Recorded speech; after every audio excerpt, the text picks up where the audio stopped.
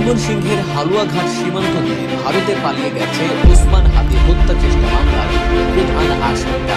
Bijoynagar box culvert road থেকে নিয়ে এরপর আশুলিয়া হয়ে প্রাইভেট কারে চেপে ময়মনসিংহ প্রকাশ্য দিবালোকে ঢাকা নিতে গুলি আর তারপর চোখের পলকে আসামিরা পুলিশের চেকপোস্ট, গোয়েন্দা নজরদারি আর বিজিবির কড়া খোঁজা ভারতের মাটিতে বাধা হতে পারা বর্ডার গার্ড বাংলাদেশ বা বিজিবি দিনরাত পাহাড় সেখানে কাটা তাদের ব্যানার নাকি মাটির নিচের শুরু কোন পথে হাই প্রোফাইল আর বর্ডারের উপরে তাদের পার করতে দেওয়ার জন্য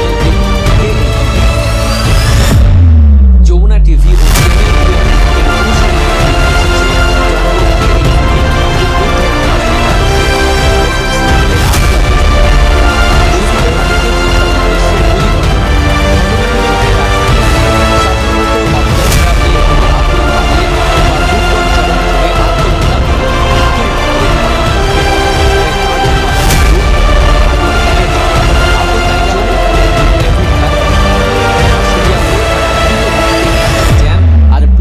নজর এড়িয়ে রওনা দেয় ময়মনসিংহের দিকে।